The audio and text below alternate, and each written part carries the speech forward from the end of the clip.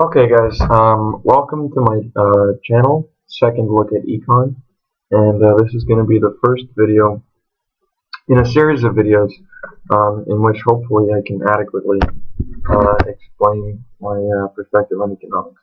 So I figured the best place to start would be with, of course at the beginning, with the three different factors of production, which as you can see are land, capital, and labor.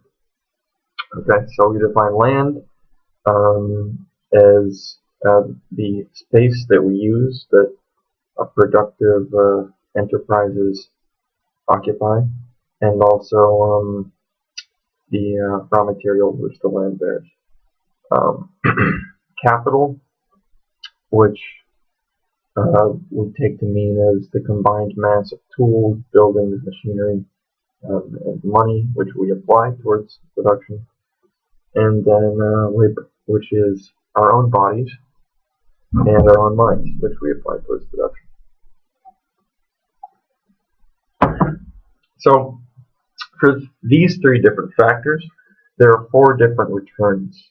And a return is basically a reward for the factor that it gets for its contribution to producing the end result, which we can call the product or the produce.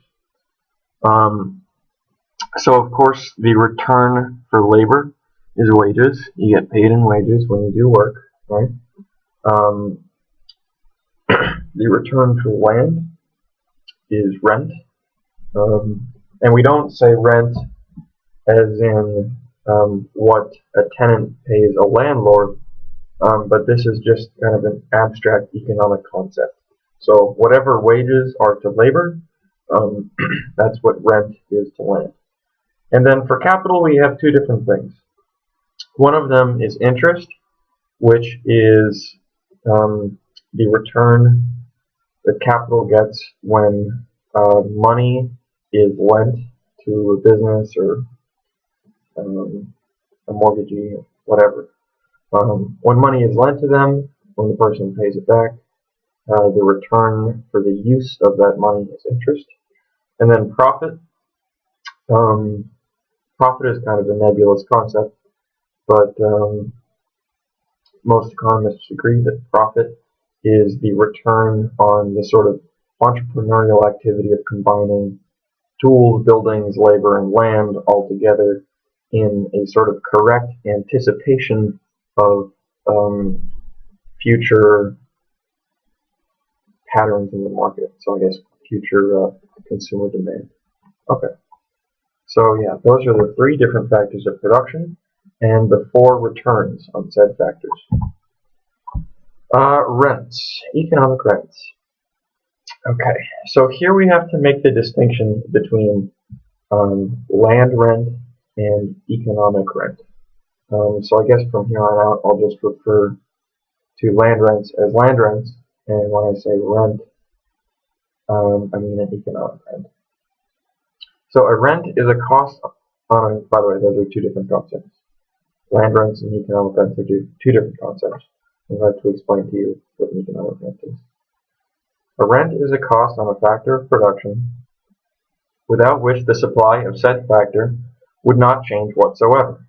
Normally speaking, when the prices for a good are artificially lowered or raised, the supply responds by respectively shrinking or increasing, demand held equal. Now what does that mean?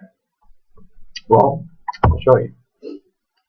For an example, if the government suddenly set the prices to all Ford automobiles from $20,000 to $1,000, the supply of cars would shrink immediately. This is because the costs of production would not be justified by the sales revenues, for $1,000 per unit. The cost of production for a brand new car is probably something like, I don't know, maybe $4,000.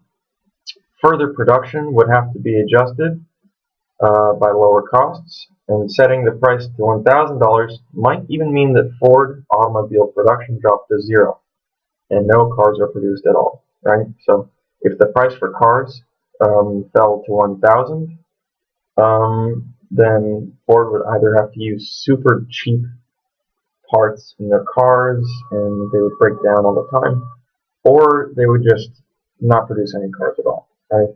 Because there's no way that you can make a profit off of a $1,000 car. Now, we saw this sort of thing happen in the Bakken shale fields. Remember when gas prices, which are always kind of fluctuating, they're always a little unstable, which happens for a variety of reasons. But remember when gas prices fell, the production of oil in the North Dakota region also dropped, because it just meant that so many of those operations out there became unprofitable at the new price. Okay, so that's normal activity, right? We can expect that with prices for goods, price will have an effect on the supply. Okay.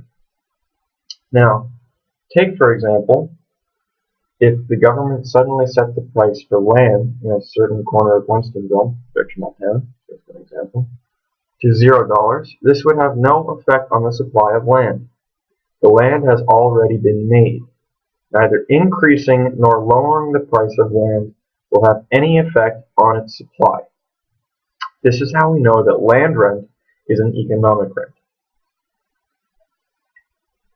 Okay, so yeah, basically it's all right there. The land has already been made. Land has zero cost of production because it cannot be produced, because land is the space that we occupy on this earth. You can't create more space. So what this means is that if all prices for land were between $0 and $1, you would only have to pay pennies for certain plots of land. There would never be such thing as a land shortage. Maybe there would be misallocation of land because I don't know. That's the function that prices have. There is a significance to high prices that helps things get allocated to what economists call the most efficient use. But there would never be a shortage of land. Okay, so the price has absolutely no bearing on the supply of land available in the market.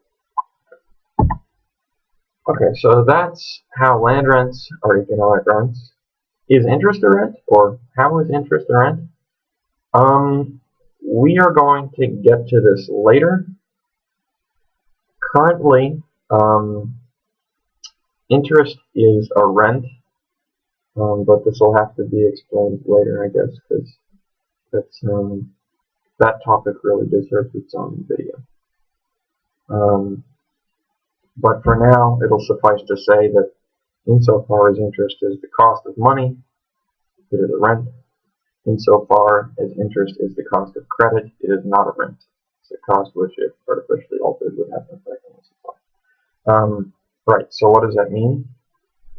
Well, currently, so since interest is the return on credit, that is not a rent. But because currently credit and money are both intermixed with each other, credit equals money, money equals credit, it really is kind of a rent, because in this system of our economy, not only are you paying for the use of credit, you're also paying for an increase in money supply. And as we'll find out later, money basically has a zero cost of production. Money isn't really a thing so much as it is just an accounting unit, or a token, if you will. So if we wanted it to, money would have no cost. It's not to say that credit doesn't have any cost, but again, we'll get to that later. Sorry to confuse you. Right, so just to recap, I have three different factors of production: land, capital, and labor. And which of these are rents, economic rents? Interest and land rent will justify our assertion that interest is an economic rent later. But profits and wages, are they rents? No, they're not. Capital. So yeah, if the rate of profit in general were artificially depressed by the government, then less investments would be made. If they were elevated, more investments would be made. Thus, it is not a rent, right? So we see this everywhere. In economies or places where they've just been opened up to foreign investment and there's a decent growth potential, then yeah, of course, investments will flood in, right? And labor. The rate of wages in general were artificially depressed by the government, then the supply of labor would not change. But this does not mean that labor is a rent. How do we know? If wage rates in different industries are either lowered or raised, then workers will leave their jobs to go to those in which the wage rates are raised. We have seen this with current examples, such as in the back of the Shale Formation in North Dakota. Okay, so what does that paragraph mean? Because first I said, if wages in general were artificially depressed, then the supply of labor would not change. But then I later said, if they are depressed in specific industries, then the supply of labor in those specific industries would shrink. Basically, this is because labor in general has no ability to restrict its own supply, because in non-economic terms, what it means for labor to restrict its own supply is for a person to willingly abstain from working and then starve to death or die of exposure, as they can't afford food or housing. So yeah,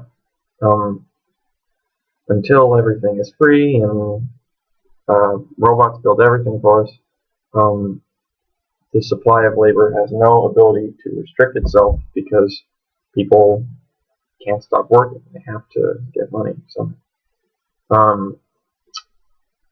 So how do we know then that it's a rent if the supply isn't determined by the price? Well, the supply is determined by the price because labor has the ability to repurpose itself towards different uses, right? And we use the example of the Shale Formation in North Dakota. Remember when there was the big fracking rush up there, and people heard that they could make $10,000 a month by working 2 weeks on, 2 weeks off?